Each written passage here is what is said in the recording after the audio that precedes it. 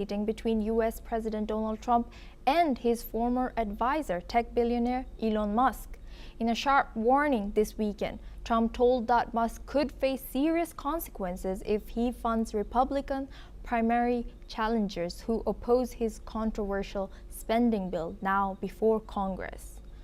The feud spilled onto the open after Musk called the bill a disgusting abomination, despite having been one of the Republican Party's biggest donors in the last election.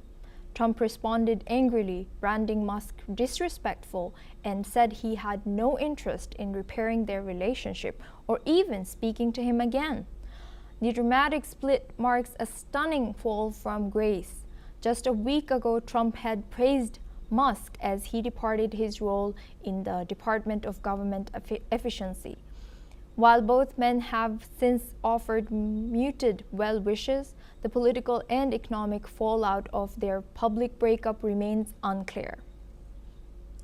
Now we will have Spencer Clitchery. He's a Democratic communication strategist joining us live from California, US. Thank you for staying with us. How significant is this breakdown between the Trump-Musk relationship, given Musk's major financial support for the Republican Party in Trump's campaign earlier? I think it's very significant, and the first thing that strikes me is that it is so revealing as to the nature of the whole project with the Trump administration, which is just naked self-interest all the way around. An image that's sometimes used here in the United States is putting scorpions in a bottle. You shouldn't be surprised at what might happen next, and that essentially, in my opinion, describes the Trump administration and certainly describes the relationship of convenience and mutual exploitation between Elon Musk and Donald Trump. So there were very few people who are not members of the personality cults of Musk and Trump who were not expecting this to happen, and the only question was when.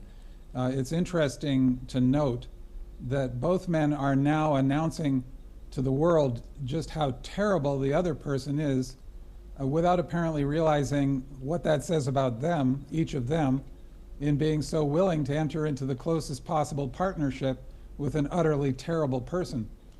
So I think that is perhaps the most significant aspect of this, and one has to hope that that starts to sink in on more and more of the followers of each man who realize that neither of them has the slightest interest in public service and is instead entirely obsessed with their own personal interest.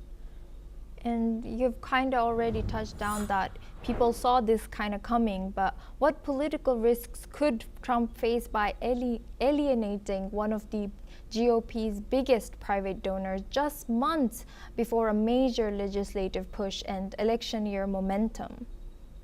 Yes, I think it's a huge risk because of a couple of factors, one of which is just the enormous amount of money that Musk commands, although it's less money than it was even just a week ago because of the damage he's done to his own stock holdings and to his own personal brand, as it were. But still, he's enormously wealthy, and he's shown that he's capable of continuing to generate enormous wealth.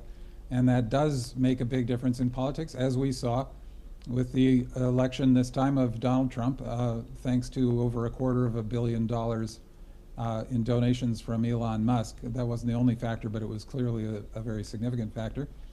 And given that the Republican Party has been taken over by the same kind of naked self-interest to a large extent that we see within the Trump administration, that has to strike terror into the hearts of all of these members of Congress running for re-election, most of whom knowingly have sacrificed their own principles out of their own political self-interest in supporting President Trump no matter what he does, up to and including attempting to dismantle American democracy.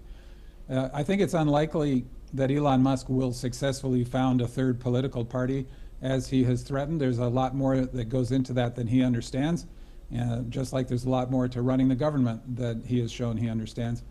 But I think he can create the kind of chaos that could make a very big difference at the margins, siphoning away votes to other candidates. And with the current nearly half and half split in our polarized politics in the United States, it's at the margins that the differences are made. So just losing a few seats in Congress, for example, changes who's in charge of Congress. And that, I think, is probably the largest risk here politically, at least for Republicans. I think it'd be all to the good for the country if the Republicans lose every election going forward until they come to their senses and decide to become a legitimate political party again.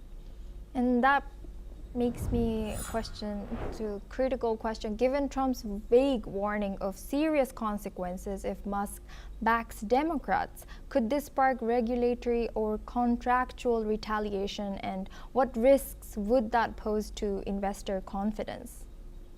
Oh, of course it could, and Trump has already explicitly threatened to cancel Musk's contracts. Again, let's think about what that means. That means that in Trump's mind, the question of whether those contracts serve the interests of the American people or not is irrelevant.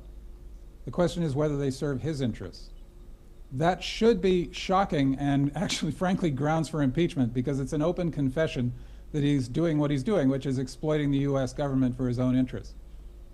The President of the United States, like every elected official in this country, is a public servant.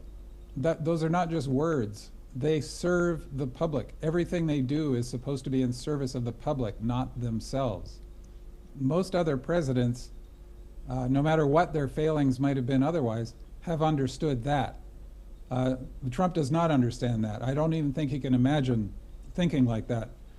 He recently revealed in an interview that he's not sure whether he is supposed to uphold the Constitution when those are the core words of his oath of office, as they are for every public servant in the United States, to serve and defend the Constitution of the United States.